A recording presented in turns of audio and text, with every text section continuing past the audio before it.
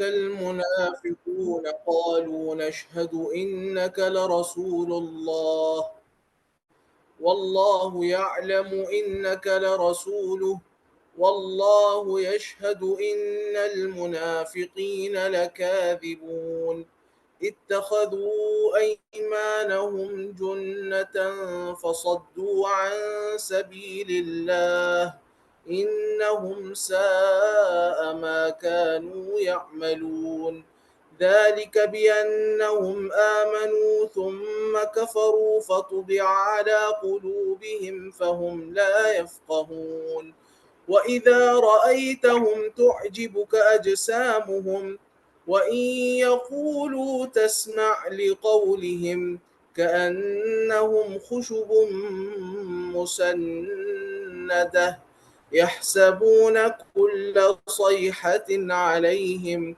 هم العدو فاحذرهم قاتلهم الله أنا يؤفكون وإذا قيل لهم تعالوا يستغفر لكم رسول الله لووا رؤوسهم ورأيتهم يصدون وهم مستكبرون سواء عليهم أستغفرت لهم أم لم تستغفر لهم لن يغفر الله لهم إن الله لا يهدي القوم الفاسقين هم الذين يقولون لا تنفقوا على من عند رسول الله حتى ينفضوا ولله خزائن السماوات والأرض ولكن المنافقين لا يفقهون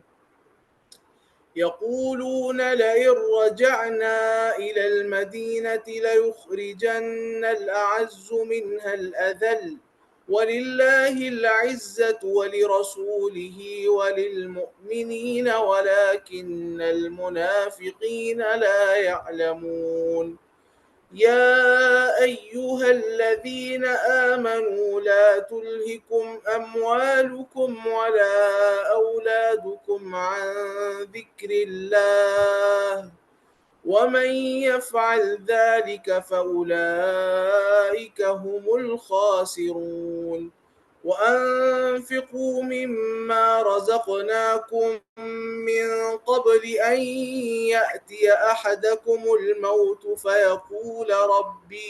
فيقول ربي لولا أخرتني إلى أجل قريب فأصدق وأكن من الصالحين ولن يوخر الله نفسا إذا جاء أجلها والله خبير بما تعملون सूरतुल मुनाफिकून इस सूरत का गुज़िश्ता जो सूरत है इससे पिछली सूरत सूरतुल जुमुआ उसके साथ जो रब्त है वो ये है कि सूरतुल जुमुआ में अल्लाह सुब्हानहू व तआला ने यहूद के अंदर जो बीमारियां पाई जाती हैं उसका तज़किरा किया है जबकि सूरतुल मुनाफिकून में अल्लाह सुब्हानहू व तआला ने मुनाफिकीन का तज़किरा किया है और यहूद और मुनाफिकीन में बड़ा गहरा ताल्लुक़ है। नबी करीम सल्लल्लाहु अलैहि वसल्लम के ज़माने में जो मुनाफिकीन थे मदीना के अंदर उनका ख़ास ताल्लुक़ था यहूदियों के साथ, जैसा कि सूरतुल बक़रा में भी अल्लाह सुब्हानहू व तआला ने इस बात को ज़िक्र किया है कि वइज़ा लक़ुल लज़ीना आमनू क़ालू आमन्ना वइज़ा ख़लऊ इला शयातीनिहिम क़ालू इन्ना मअकुम। जब अहले ईमान से इनकी मुलाकात होती है तो उनको आकर ये कहते हैं आमन्ना, हम ईमान लाए, अपने ईमान का इजहार करते हैं। वइज़ा खलऊ इला शयातीनिहिम, और जब ये अपने शयातीन के पास अलग होते हैं तो कहते हैं इन्ना मअकुम, हम तुम्हारे साथ हैं, इन्ना मा नहनु मुस्तहज़िऊन, अहले ईमान से तो हम इस्तेहज़ा कर रहे हैं, मजाक कर रहे हैं। तो यहाँ पे जो शयातीन का है ना, अल्लाह सुब्हानहू व तआला ने जब ये अपने शयातीन के पास होते हैं तो उससे मुराद मुफस्सिरीन कहते हैं रुअसा उल यहूद है, यहूद के सरदार हैं। تو یہودیوں کے ساتھ منافقین کا بڑا گہرا ربط اور تعلق ہے.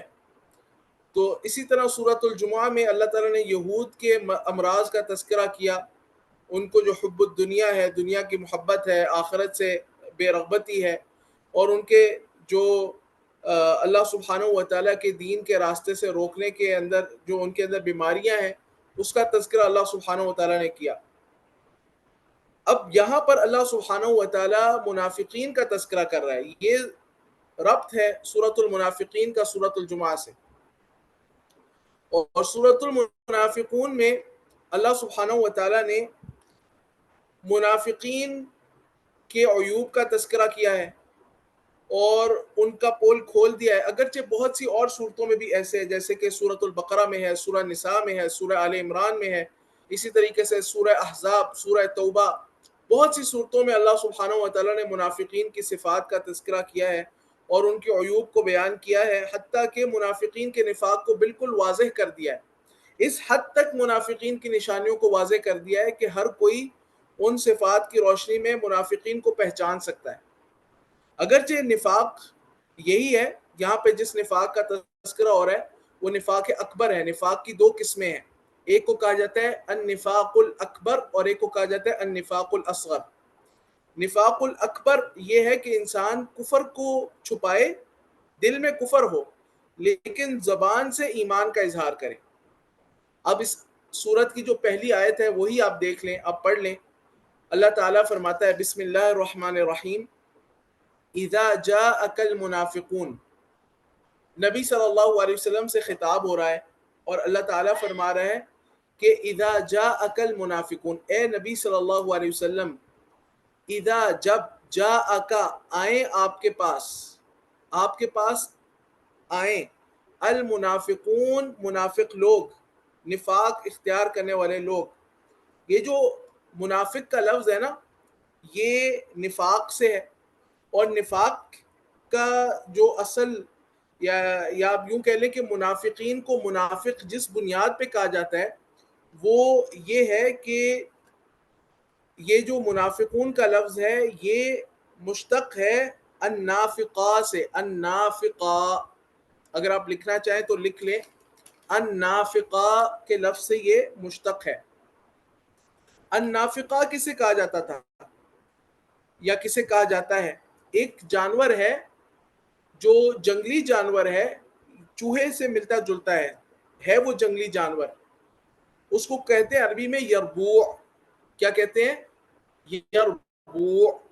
یہ جو جانور ہے نا، یہ بل اپنا بناتا ہے، اور بل اس طرح بناتا ہے کہ اس کے نا نکلنے کے دو راستے رکھتا ہے.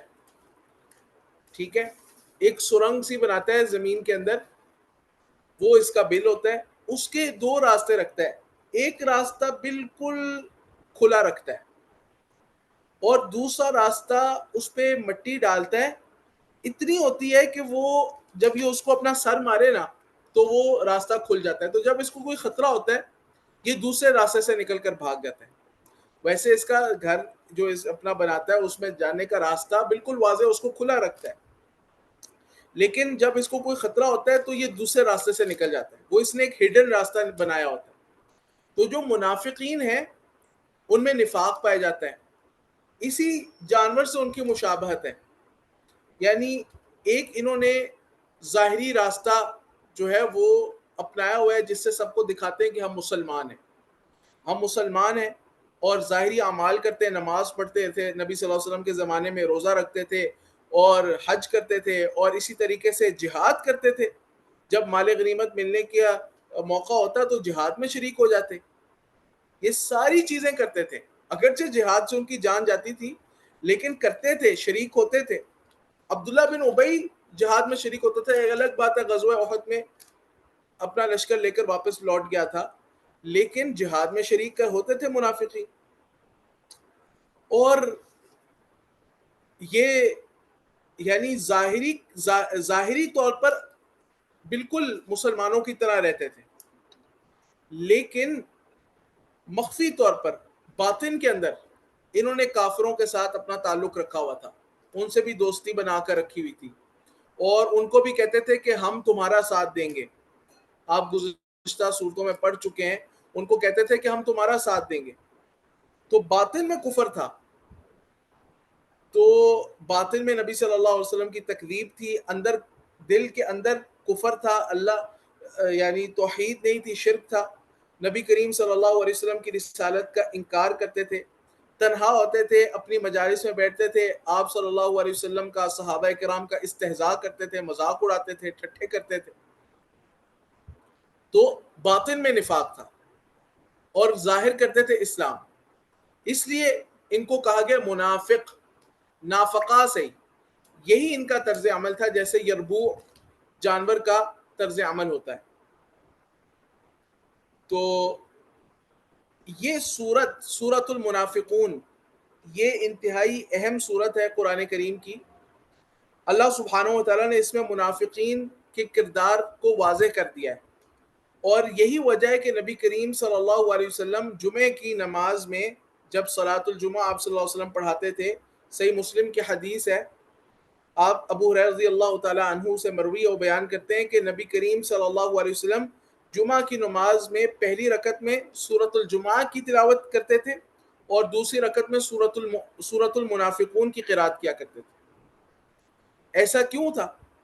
کیونکہ ان صورتوں میں تربیت ہے، ان صورتوں میں وعظ ہے، نصیحت ہے، تربیت ہے، ترغیب الی الآخرہ ہے، اور الزہد عن الدنیا ہے، دنیا سے بے رغبتی کا بیان ہے. اس لیے نبی صلی اللہ علیہ وسلم یہ ان صورتوں کا انتخاب کرتے. اور یہ ایسے نہیں کہ آپ بس ان صورتوں کا کوئی ٹکڑا، کوئی جز پڑھتے، بلکہ جن روایات میں آتا ہے کہ نبی صلی اللہ علیہ وسلم فلاں موقع پہ فلاں نماز میں یہ صورت پڑھا کرتے تھے، اس کا مطلب ہے کہ وہ صورت پوری تلاوت کیا کرتے تھے. تو یہ اس صورت کی فضیلت بھی ہوگی کہ اللہ کے نبی صلی اللہ علیہ وسلم اس کی تلاوت کیا کرتے تھے. پھر یہاں پر یہ ہے کہ اذا جاءک المنافقون، اے نبی صلی اللہ علیہ وسلم، جب آپ کے پاس آئیں منافق لوگ اور آ کر کیا کہیں، قالو، وہ یہ کہیں، نشہدو، ہم گواہی دیتے ہیں، انک لرسول اللہ، کہ بے شک آپ البتہ اللہ کے رسول ہیں. دیکھیں نا کتنی تاکید سے کہتے تھے. منافقین کا قول کیا تھا، کیا کہتے تھے، نشہدو، ہم گواہی دیتے ہیں. اب آپ کو معلوم ہے کہ شہادت کیا ہوتی ہے؟ شہادت علم کی بنیاد پر کسی چیز کی گواہی دینا. پھر شہادت ایک تو ہے نا زبانی اقرار، اگر صرف زبان سے اقرار ہو اور دل میں تکذیب ہو تو یہ شہادت صرف زبانی شہادت ہے. یہ منافقین دیا کرتے تھے، یہ وہی شہادت مراد ہے. لیکن ان کا دعویٰ ہوتا تھا، یہ جو کہتے تھے نا کہ نشہدو، ہم گواہی دیتے ہیں، مقصود یہ تھا کہ ہم دل سے گواہی دیتے ہیں، ہم قلبی شہادت دیتے ہیں کہ انک لرسول اللہ، کہ بے شک اے نبی صلی اللہ علیہ وسلم آپ اللہ کے رسول ہیں. یہ جو ابی بن کعب تھا، جو منافقین کا سردار تھا، اصل میں پس منظر تھوڑا سا آپ جان لیں، انشاءاللہ مفید ہوگا.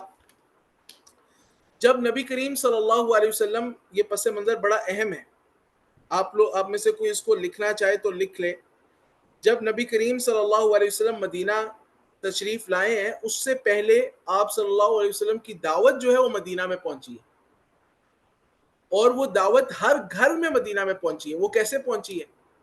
وہ ایسے پہنچی ہے کہ نبی کریم صلی اللہ علیہ وسلم کی مدینہ میں آنے سے پہلے اوس اور خزرج کے درمیان جو ہے نا ایک جنگ تھی، طویل وہ جنگ تھی، جنگ بیعث. اور اس جنگ میں اوس اور خزرج کے بڑے بڑے لوگ جو ہے نا وہ مارے گئے تھے.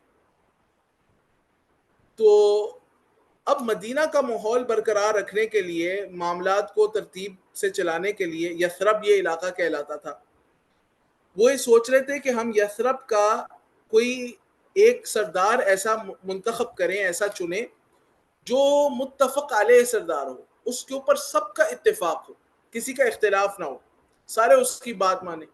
ظاہر سی بات ہے کسی بھی علاقے کا سسٹم چلانے کے لیے یہ چیز ضروری ہے، تو وہ اس طرح اپنا کوئی سردار بنانا چاہتے تھے. تو ان لوگوں نے اپنا سردار کس کو منتخب کیا تھا؟ یہ عبداللہ بن ابی کو. عبداللہ بن ابی کو انہوں نے اپنا سردار منتخب کر لیا تھا، صرف تاج پوشی باقی تھی. اچھا اب ہم یہاں پہ آتے ہیں کہ پھر معاملہ کیا ہوا, ایسا کیوں نہ ہوا کہ وہ سردار نہ بنا. اس لیے کہ چند لوگ مدینہ کے لوگ وہ حج کرنے کے لیے گئے.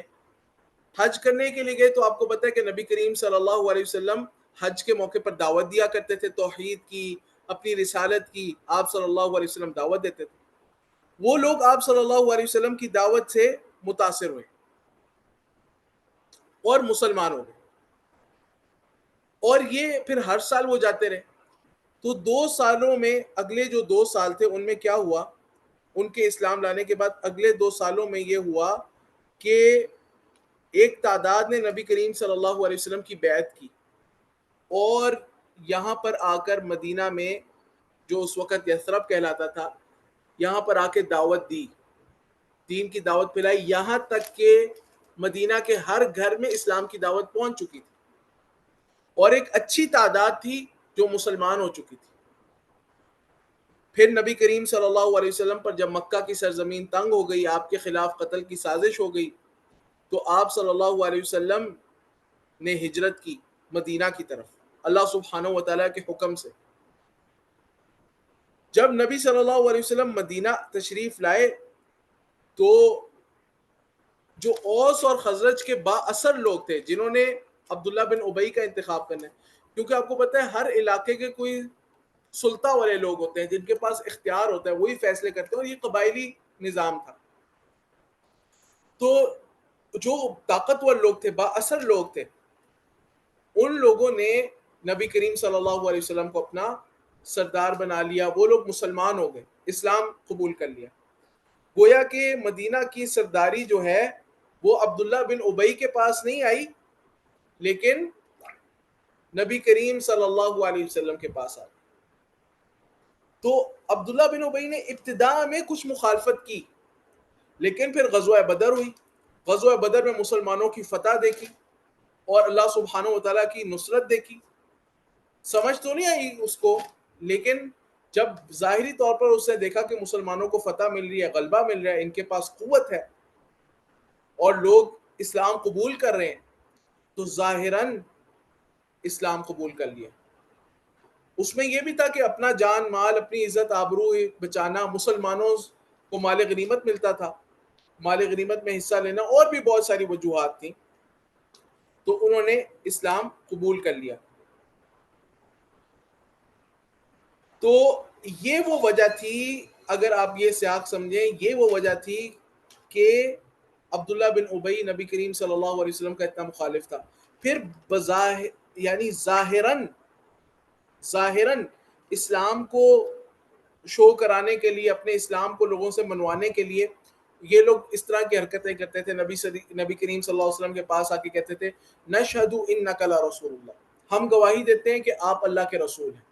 بلکہ روایات میں یہاں تک ہے کہ عبداللہ بن ابی نبی کریم صلی اللہ علیہ وسلم کا جمعہ کا خطبہ شروع ہونے سے پہلے کھڑا ہوتا اور اعلان کرتا, یہ کہتا کہ لوگوں توجہ سے بات سننا, یہ اللہ کے رسول ہیں جو خطاب کرنے لگے ہیں. زیادہ ہی کچھ نمایاں ہونے کے لیے وہ ایسی حرکتیں کرتا. اللہ تعالیٰ نے فرمایا کہ واللہ یعلم انک لرسول, اے حبیب, اے نبی کریم صلی اللہ علیہ وسلم, واللہ, اور اللہ جانتا ہے, اللہ کو اس بات کا علم ہے کہ انک لرسول, کہ بے شک آپ اللہ کے رسول ہیں. اس بات میں تو کوئی شک نہیں, لیکن آگے بھی سنیں, واللہ یشہد, اور اللہ گواہی دیتا ہے. ایک منافقین کی گواہی ہے نا, ایک اللہ کی گواہی ہے. واللہ یشہد, اللہ گواہی دیتا ہے کہ ان المنافقین لکاذبون, کہ بے شک المنافقین, منافق لوگ, لکاذبون, یقیناً جھوٹ بولنے والے ہیں. اب وہ تو کہہ رہے ہیں انک لرسول اللہ, آپ اللہ کے رسول ہیں, اور اللہ تعالیٰ کہہ رہے کہ جھوٹ بول رہے ہیں.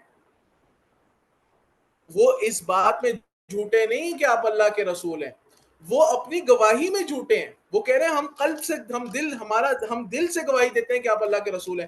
ان کے دل میں تو تکذیب ہے, ان کے دل میں تو وہ اس بات کو نہیں مانتے. ہاں, تو آپ یہاں پر یوں لکھ سکتے ہیں کہ یہاں پہ نشہدو کے نیچے اگر آپ لکھنا چاہیں, اپنے پاس کوئی حاشیہ لکھنا چاہیں تو آپ لکھ سکتے ہیں کہ نشہد بقلوبنا، ہم گواہی دیتے ہیں اپنے دل سے، انک لرسول اللہ، اللہ کے رسول ہیں، اور لکاذبون کے نیچے آپ لکھنا چاہیں تو آپ لکھ سکتے ہیں کہ شہادت قلبی مراد ہے، یعنی ان المنافقین لکاذبون، بے شک یہ منافقین جھوٹ بولتے ہیں کہ ہم دل سے گواہی دیتے ہیں. یہ دل سے گواہی نہیں دیتے، صرف زبان سے اقرار کرے اپنا جان مال عزت آبرو بچانے کے لیے، مسلمانوں سے فوائد حاصل کرنے کے لیے. اس کے بعد اللہ تعالیٰ نے فرمایا کہ اتخذوا ایمانہم جنتا فصدوا عن سبیل اللہ.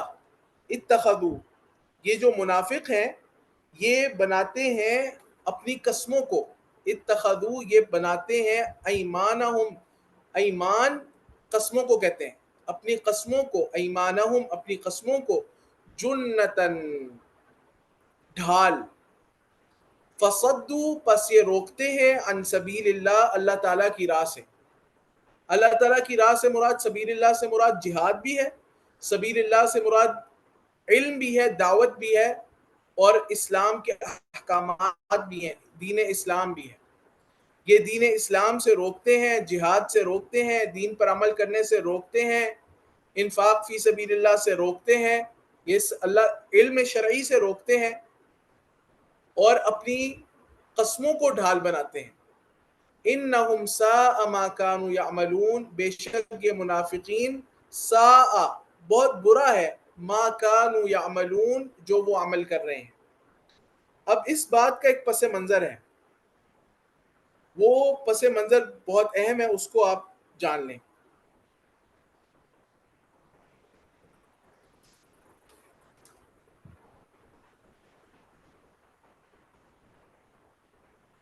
واقعہ یہ ہے کہ زید بن ارقم رضی اللہ تعالی عنہ بیان کرتے ہیں، اور یہ حدیث صحیح بخاری کے اندر ہے. واقعہ یہ ہے کہ کہتے ہیں کہ خرجنا مع النبی صلی اللہ علیہ وسلم فی سفر، ہم نبی صلی اللہ علیہ وسلم کے ساتھ ایک سفر پر نکلے. اصل میں غزوے کے لیے گئے، غزوہ بنو مصطلق، یہ غزوہ، اس غزوے کا یہ واقعہ ہے. اس میں کیا ہوا کہ اصاب الناس فی شدہ، لوگوں کو اس میں بڑی تکلیف اور سخت حالات کا سامنا کرنا پڑا.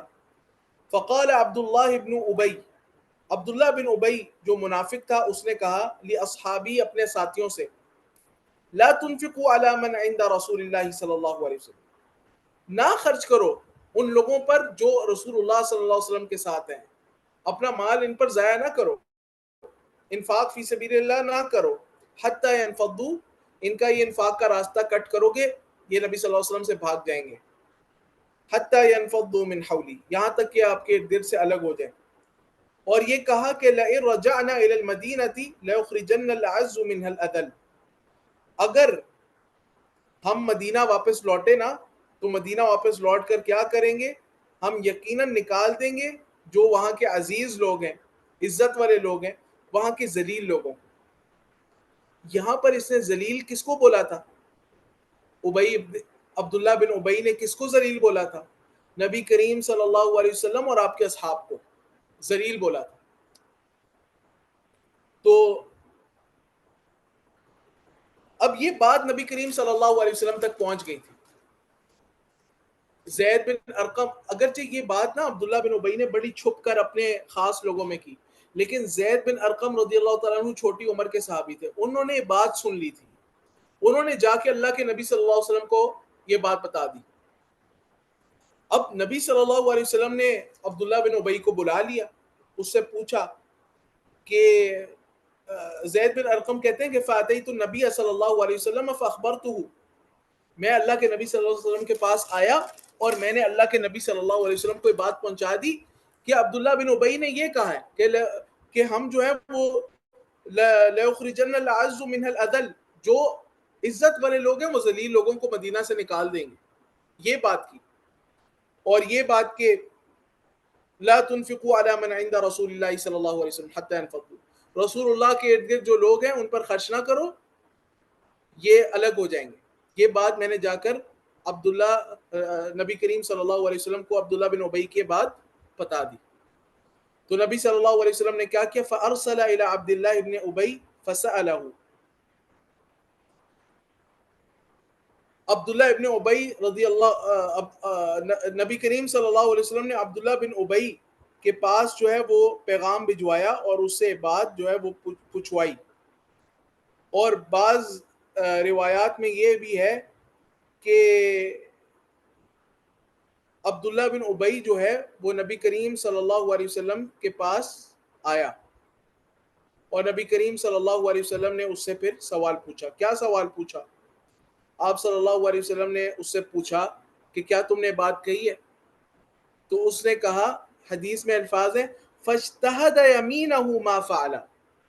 اس نے خوب قسمیں کھائیں اور کہا کہ میں نے یہ نہیں کہا. دیکھیں یہ بات اللہ تعالیٰ کہہ رہے ہیں کہ اتخذوا ایمانہم جنتاً، یہ اپنی قسموں کو ڈھال بناتے ہیں. اب جب اس نے اتنی قسمیں کھائیں نا تو لوگوں نے کہا کذب زید رسول اللہ صلی اللہ علیہ وسلم، زید نے رسول اللہ صلی اللہ علیہ وسلم سے جھوٹ بولا ہے. سبحان اللہ. فوقع فی نفسی مما قالوا شدۃ. زید بن ارقم رضی اللہ تعالیٰ عنہ کہتے ہیں یعنی اس نے اتنی قسمیں کھائیں اور لوگوں کا یہ کہنا کہ زید نے جھوٹ بولا ہے نبی صلی اللہ علیہ وسلم سے، یہ بات جو ہے یہ میرے دل میں اتنی شدت سے جا کر لگی کہ اللہ سبحانہ وتعالیٰ نے پھر وحی نازل کر دی. یعنی ابتداء نبی صلی اللہ علیہ وسلم بھی اس بات میں ایک ان کو سمجھ نہیں آئی، اللہ کے رسول صلی اللہ علیہ وسلم کو بھی، کہ یہ جو منافق آ کے عبداللہ بن ابی اتنی قسمیں کھا رہے تو کیا زید نے بات صحیح بھی کیا کہ نہیں کی. اور لوگوں کو بھی یہ لگنے لگ گیا، حتیٰ کہ یہ بھی کہنے لگ گئے لوگ کہ زید نے جھوٹ بولا ہے. عبداللہ بن ابی نے اتنی زیادہ قسمیں کھائیں. تو حدیث میں یہ ہے کہ زید بن ارقم رضی اللہ تعالیٰ عنہ کہتے ہیں کہ حتی انزل اللہ عز وجل تصدیقی، پھر اللہ تعالیٰ نے میری تصدیق اس صورت میں نازل کی، یہ وحی بنا کر نازل کی، اذا جاءک المنافقون الی آخر. یہ صورت نازل ہوگی اور یہ بات نازل ہوگی اتخذوا ایمانہم جنتا فصدوا عن سبیل اللہ انہم ساء ما كانوا يعملون. پھر آگے آپ پڑھیں گے کہ جب یہ سارا بات ہو گیا نا تو نبی کریم صلی اللہ علیہ وسلم نے پھر ان کو بلوایا اور کہا کہ آ جاؤ، رسول تمہارے لیے استغفار کرتا ہے. آگے آپ پڑھ لیں گے. تو انہوں نے اپنا منہ پھیر لیا، یعنی پتہ چل گیا کہ یہی منافق ہے، ان کا نفاق ظاہر ہو گیا، نفاق کی کلی جو ہے وہ کھل گئی. تو اتخذوا ایمانہم جنتا فصدوا عن سبیل اللہ، ان لوگوں نے بنا لیا ہے اپنی قسموں کو ایک ڈھال. فصدوا، پس یہ روکتے ہیں اللہ کے راستے سے. کس اللہ کے راستے سے روکا تھا عبداللہ بن ابی نے؟ کہ اللہ کے راستے میں مال خرچ نہ کرو. اور آج کل بھی بہت سارا جو پروپیگنڈا ہے اس میں ایک پروپیگنڈا یہ بھی ہے آج کل کے منافقین کی طرف سے کہ دین کے کاموں پہ انفاق نہ کرو. یہ جو مدارس ہیں، جو دین کے مراکز ہیں، جو دعوت دین کے لوگ ہیں، جو اہل علم ہیں، جو دعات ہیں، ان کے کاموں پہ خرچ نہ کرو. اور بہت سی اپرچونٹیز ہیں اور بہت سے خیر کے کام ہیں وہ کرو، ان پہ خرچ نہ کرو. وہ اس کام کو روکنا چاہتے ہیں کیونکہ آپ کو پتہ ہے جتنا بھی دین کا کام ہے اس کا جو پیٹرل ہے، جو اس کی اساس ہے، وہ مال ہے. جو بھی ایک کام کرنا ہے، ہر چھوٹی سی چھوٹی چیز کے لیے آپ کو پیسے کی ضرورت ہے. دین کا جتنا بھی کام ہے اس کے لیے اصل کیا ہے؟ مال. اور جہاد بالنفس پر جہاد بالمال کئی پہلوؤں سے مقدم ہے. جہاد بالنفس تو کبھی کبھی ہوتا ہے لیکن جہاد بالمال کی ہر وقت ضرورت ہوتی ہے. تو یہ جو منافقین ہیں وہ اس راستے کو بند کرنا چاہتے ہیں. تو کہا کہ فصدوا عن سبیل اللہ انہم ساء ما كانوا يعملون، بہت برا ہے جو وہ عمل کرتے ہیں. پھر اللہ تعالیٰ نے فرمایا ذالک بانہم آمنوا، یہ اس وجہ سے ہے کہ یہ لوگ آمنوا، ایمان لائے، ثم کفروا، پھر انہوں نے کیا کر دیا؟ کفر کر لیا. فطبع علی قلوبہم، پس مہر لگا دی گئی ان کے دلوں پر، فہم لا یفقہون، تو وہ نہیں سمجھتے، نہیں فقاہت حاصل کرتے. ذالکا، یہ جو ذالکا ہے اس سے مراد ہے ذالک المذکور، یہ جو مذکورہ صفات ہیں منافقین کے، کہ غلط باتیں کرتے ہیں، دین سے روکتے ہیں، اور جھوٹی قسمیں کھاتے ہیں، جھوٹی گواہیاں دیتے ہیں، یہ اس لیے ہے کہ بِأَنَّهُمْ كَفَرُوا، کہ ان لوگوں نے کیا کیا ہے؟ کفر کیا ہے۔ بِأَنَّهُمْ آمَنُوا، اس لیے کہ یہ ایمان لائے ہیں، ثُمَّ كَفَرُوا، پھر ایمان لانے کے بعد انہوں نے کفر کیا۔ اب سوال یہ پیدا ہوتا ہے کہ کیا منافقین ایمان لائے تھے؟ انہوں نے تو بس اپنے آپ کو بچانے کے لیے کلمہ پڑھ لیا تھا، کیا یہ ایمان لائے تھے؟ تو جواب یہ ہے کہ ظاہری ایمان لائے تھے۔ ایک جواب تو یہ ہے کہ ظاہری ایمان لائے تھے، حقیقی ایمان نہیں لائے تھے۔ تو آمنو سے مراد یہ کہ ظاہری ایمان، یہ اس وجہ سے ہے کہ یہ لوگ ظاہری ایمان لائے ہیں، پھر انہوں نے کیا کر دیا؟ کفر کر دیا۔ باطن میں کیا کر دیا؟ کفر کر دیا۔ ظاہراً کلمہ پڑھ کے دل میں کفر کو چھپا لیا۔ یا دوسرا معنی یہ ہو سکتا ہے کہ بعض لوگ ابتداءً، منافقین میں سے بعض لوگ ایسے تھے کہ جو ابتداءً اخلاص کے ساتھ ایمان لائے تھے، پھر دنیاوی اغراض کی وجہ سے، دنیاوی مفاسد کی وجہ سے اور دنیا کی مصلحتوں کی وجہ سے انہوں نے ایمان سے دل میں پھر گئے، دل میں کفر کو اختیار کر لیا۔ اب یہ جو نفاق ہے، یہی نفاق ہے، آمنو ثم کفروا، ظاہری ایمان باطناً کفر، یہی نفاق کی حقیقت ہے۔ تو اس نفاق کا نتیجہ کیا نکلا؟ فطبع علی قلوبہم، پس مہر لگا دی گئی ان کے دلوں پر۔ اب دل پر مہر لگ جائے تو اس کا نتیجہ کیا نکلتا ہے؟ فہم لا یفقہون، پس یہ نہیں سمجھتے۔ یعنی فہم لا یفقہون، یفقہون کے بعد آپ بریکٹ میں لکھنا چاہیں تو لکھ سکتے ہیں حق، بس منافق نہیں سمجھتے، یعنی حق کو نہیں سمجھتے۔ صحیح دین کیا ہے، اللہ اور اس کے رسول پر ایمان کی حقیقت کیا ہے، اس کے تقاضے کیا ہیں، اس پر عمل کیسے کرنا ہے، اس حقیقت کو منافق لوگ نہیں سمجھتے۔ ایک ایسا اہل ایمان، ایک مومن جو بظاہر دنیاوی اعتبار سے پڑھا لکھا نہ ہو، اس کا کوئی بہت بڑا سٹیٹس نہ ہو، وہ اس حقیقت کو سمجھ لیتا ہے، لیکن منافق اس حقیقت کو نہیں سمجھ سکتا۔ یہی وجہ ہے کہ جب دجال آئے گا اس کے ماتھے پر کافارا لکھا ہوگا، ہر مومن پڑھ لے گا، جو پڑھنا لکھنا نہیں بھی جانتا وہ بھی پڑھ لے گا، لیکن کافر اور منافق نہیں پڑھ سکے گا۔ فہم لا یفقہون، بس یہ نہیں فقاہت رکھتے، یعنی یہ سمجھ نہیں رکھتے، یہ حق کو جان نہیں سکتے، کیونکہ دل پر کیا ہے؟ مہر لگ گئی ہے۔ دیکھیں، جو بندہ جانتے بوجھتے کفر کو اختیار کر لینا، اللہ تعالیٰ اس کے دل پر مہر لگا دیتا، پھر اس کو حق سمجھ نہیں آتا۔ اب آگے اللہ سبحانہ و تعالیٰ بیان کر رہے ہیں کہ وَإِذَا رَأَيْتَهُمْ، اے نبی صلی اللہ علیہ وسلم جب آپ دیکھیں، وَإِذَا رَأَيْتَهُمْ، اے نبی صلی اللہ علیہ وسلم جب آپ ان منافقین کو دیکھیں یا دیکھتے ہیں، تو عجیبو کا اجسامہم، تو تجھے اچھے لگیں گے، تو عجیبو کا تجھے اچھے لگیں گے، خوبصورت لگیں گے، اجسامہم ان کے جسم، یعنی ظاہری جو حالت ہے ان کی بڑی اچھی ہے، ان کی جسم، یہ جو عبداللہ بن ابی تھا، یہ لمبا قد تھا، اس کا خوبصورت جسم تھا، اور اس کے ساتھی بھی ایسے تھے، اور یہ مالدار لوگ تھے، حسب نسب والے تھے، تبھی تو اس کو مدینہ کا سردار بنانے لگے تھے۔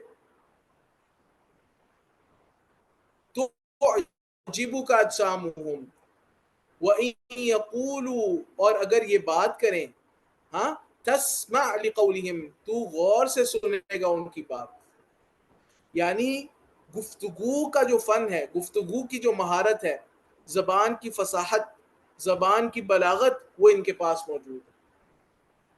جو منافق ہوتا ہے نا، وہ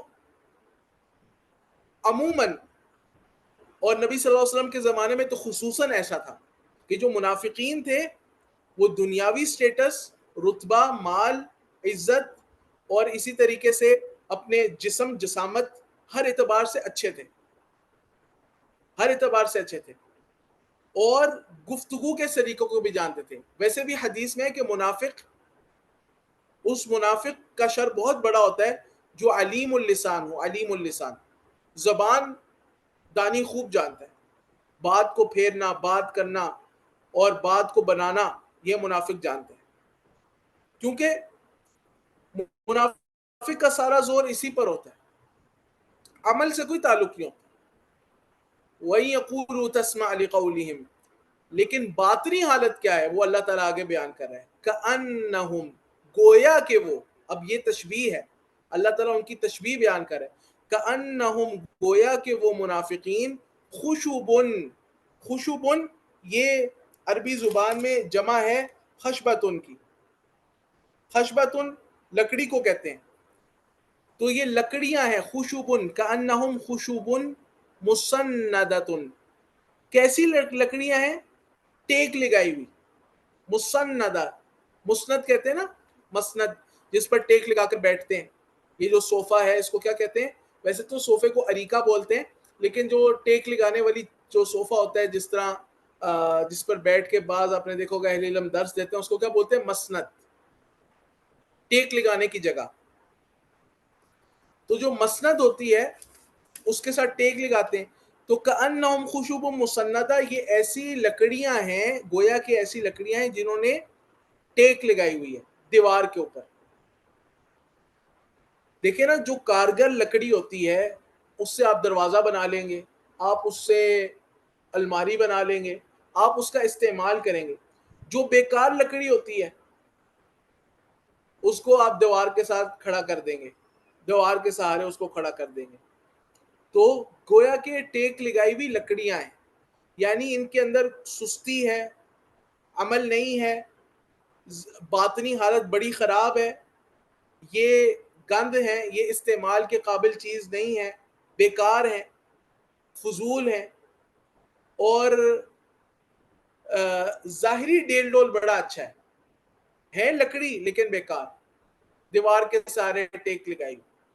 کأنہم خشب مسندہ, یہ بڑی پیاری تشبیہ ہے اللہ سبحانہ وتعالیٰ کی منافقین کی حقیقت کو واضح کرنے کے لیے. یحسبون کل صیحۃ علیہم, وہ گمان کرتے ہیں ہر اونچی آواز کو, زوردار آواز کو, علیہم اپنے اوپر, یعنی اپنے خلاف اس کو سمجھتے ہیں.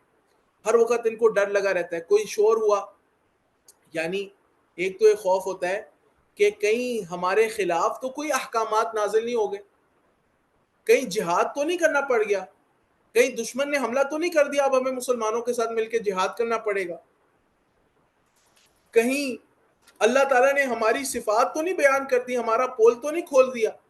یحسبون کل صیحۃ علیہم, ہر زوردار آواز کو اپنے خلاف ہی سمجھتے ہیں. اس کے بعد اللہ تعالیٰ نے فرمایا ہم العدو, یہی دشمن ہے, فاحذرہم, اے نبی صلی اللہ علیہ وسلم آپ ان سے ہوشیار رہیں. فاحذرہم, آپ ان سے ہوشیار رہیں. ہم العدو, ہم العدو, یہ جو تعبیر ہے نا اس میں حصر ہے, یعنی مبتدا خبر جب معرفہ ہو تو اس سے کلام میں حصر پیدا ہوتا ہے. تو ہم العدو اس میں حصر ہے کہ یہی دشمن ہے, کیونکہ یہ اندر کے بھیدی ہیں اور یہ آستین کے سانپ ہیں. ہم العدو, یہی دشمن ہے, فاحذرہم, لہذا ان سے خصوصی احتیاط کریں. جو دین کے دعات ہیں, دین کی دعوت ہے, اور علماء ہیں اور جو اہل دین ہیں, ان کے اوپر لازم ہے کہ منافقین سے محتاط رہیں, لوگوں کی چکنی چپنی باتوں میں نہ آئیں, اور مختلف طرح کی جو تعبیریں ہوتی ہیں ان میں نہ جائیں. یہ نہ دیکھیں کوئی کتنا اچھا بیان کرتا ہے, کیسے کرتا ہے, یہ کرتا ہے, وہ کرتا ہے, ظاہری ٹپ ٹاپ, ان چیزوں کو نہ دیکھیں, بلکہ دیکھیں کہ کیا کون سا علم سلف صالحین کے فہم اور ان کے منہج کے مطابق ہے, وہی علم سیکھیں, وہی عمل کریں اور محتاط رہیں. قاتلہم اللہ, اللہ ان کو ہلاک کرے, اللہ ان کو برباد کرے. یہ بد دعا ہے, اللہ تعالیٰ کو بد دعا کی کیا ضرورت ہے؟ لہٰذا یہ قاتلہم اللہ, اہل ایمان جو منافقین کے خلاف بد دعا کرتے ہیں, اللہ تعالیٰ نے اس کی یہاں پر حکایت کی ہے. انا یؤفکون, یہ کہاں پھیرے جا رہے ہیں, یہ کہاں پھیرے جا رہے ہیں, حق سے منحرف کیسے ہو رہے ہیں, کیسے حق کو قبول نہیں کر رہے.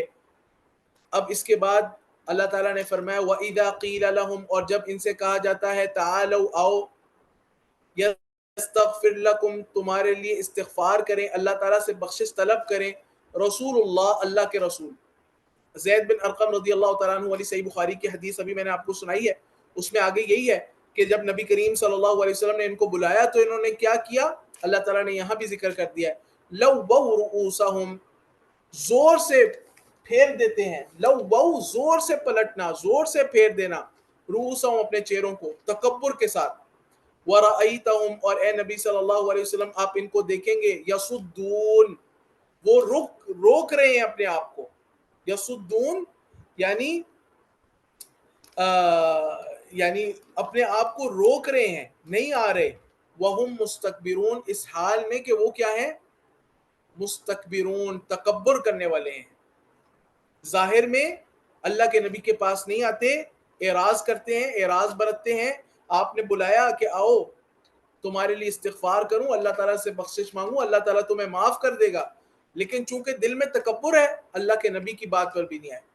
پھر اللہ تعالیٰ نے فرما دیا سواء علیہم، اے نبی صلی اللہ علیہ وسلم آپ پر ان منافقین پر برابر ہے، استغفرت لہم، یہ اصل میں استغفرت لہم، یعنی یہاں پہ حمزہ جو ہے وہ حمزہ التسویہ، یہ جو استغفرتا میں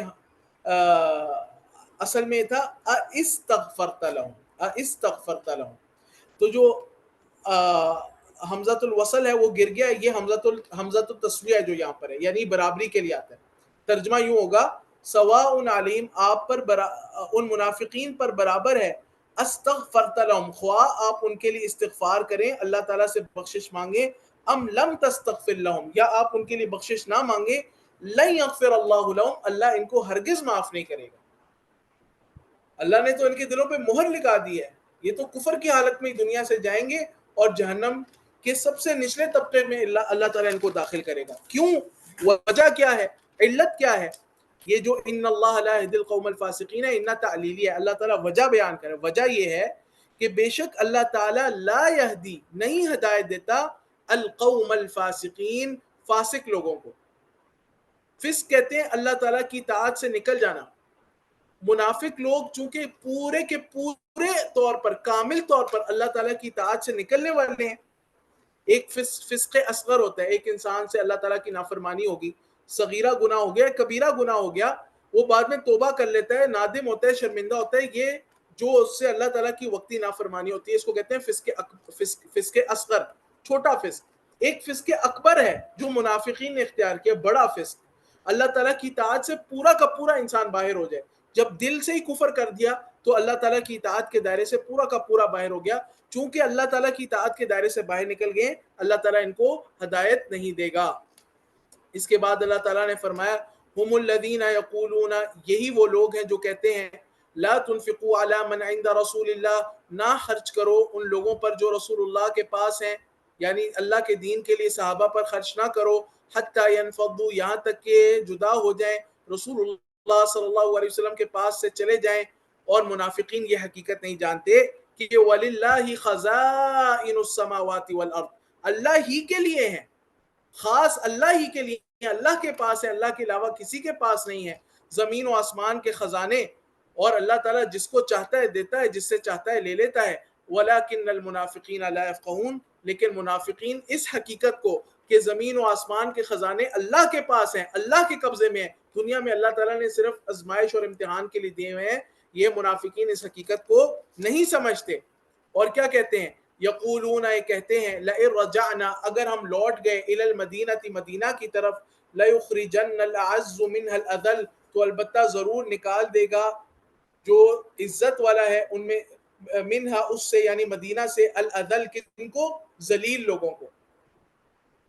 نبی کریم صلی اللہ علیہ وسلم اور صحابہ کرام کو انہوں نے ذلیل کا، عبداللہ بن ابی اور اس کے حواریوں نے، اور اپنے آپ کو عزت مند کا اللہ تعالیٰ نے رد کر دیا، فرمایا اور یہ بات تو اللہ کے نبی تک بھی پہنچ گئی تھی، فرمایا اللہ تعالیٰ نے وَلِلَّهِ الْعِزَّةُ وَلِرَسُولِهِ اور اللہ ہی کے لیے ہے عزت اور اس کے رسول کے لیے ہے، وَلِلْمُؤْمِنِينَ اور اہل ایمان کے لیے ہے، وَلَكِنَّ الْمُنَافِقِينَ لَا يَعْلَمُونَ لیکن منافقین علم نہیں رکھتے، ان کو نہیں اس حقیقت کا معلوم ان کو یہ حقیقت معلوم نہیں ہے کہ عزت ذلت اللہ کے ہاتھ میں ہے. اللہ جس کو چاہتا ہے عزت دیتا ہے اور جس کو چاہتا ہے رسوا کر دیتا ہے.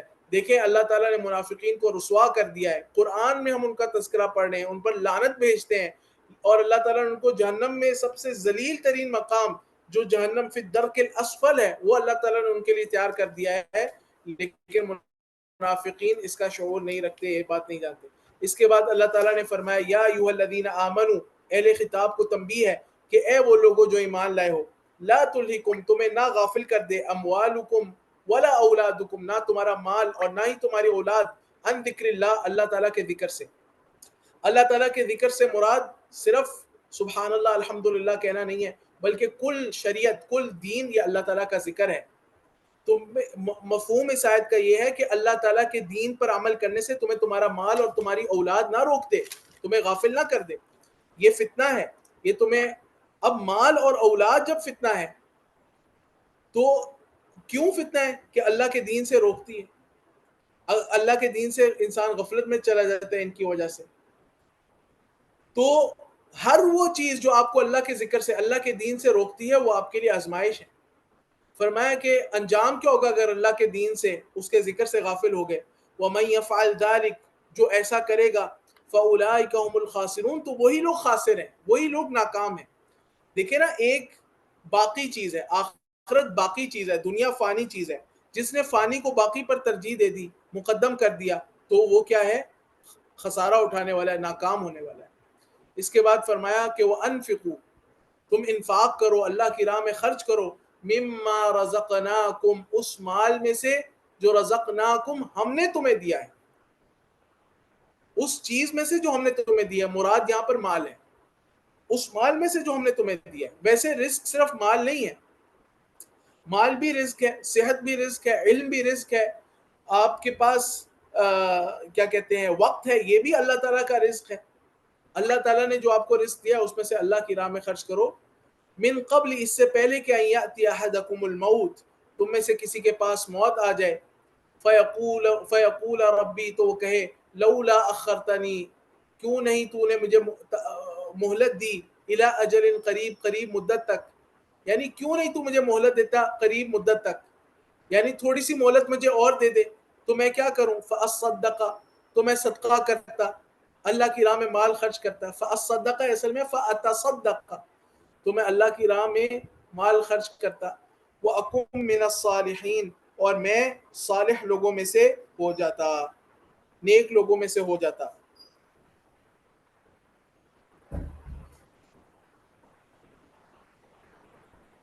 اس کے بعد اللہ تعالیٰ نے اپنا ضابطہ اور قانون بیان کر دیا. فرمایا کہ وَلَن يُؤَخِّرَ اللَّهُ نَفْسًا إِذَا جَاءَ أَجَلُهَا, وَلَن يُؤَخِّرَ اللَّهُ, اور ہرگز نہیں مؤخر کرتا اللہ تعالیٰ, نفساً, کسی نفس کے لیے اس کی مہلت کو, اذا جاء اجلها, جب آ جائے اس کی اجل, جب اس کی موت کا وقت آ جائے, تو اللہ تعالیٰ اس کے لیے تاخیر نہیں کرتا. موت اپنے وقت پر آتی ہے, یہ اللہ تعالیٰ کا قانون ہے, اس کا ضابطہ ہے. اس لیے موت آنے سے پہلے پہلے موت کی انسان تیاری کر لے, اور اللہ تعالیٰ کے دین کو اپنا لے, اور اس سے غافل نہ ہو, اور دنیا کے فتنوں میں مت مبتلا ہو منافقین کی طرح, اور اللہ کی راہ میں خرچ کرے. پھر یہ تمنا نہ کرے کہ کاش میں صدقہ کرتا, نیک لوگوں میں سے ہو جاتا, ابھی نیک لوگوں میں سے بن جائے. واللہ خبیر بما تعملون, اور اللہ تعالیٰ خوب باخبر ہے بما تعملون, اس سے جو تم عمل کر رہے ہو.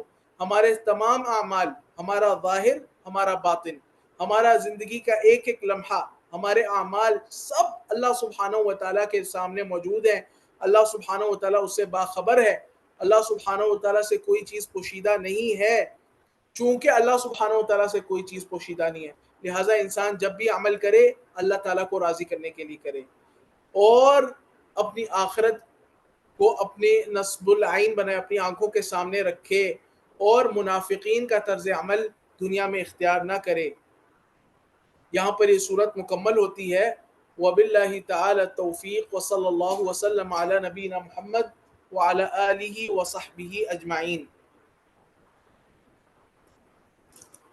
اس صورت کے متعلق جو ہم نے پڑھا ہے, کسی ساتھی کے ذہن میں کوئی سوال ہے؟ تو انشاءاللہ آپ لوگ لکھ کر سکتے ہیں انشاءاللہ.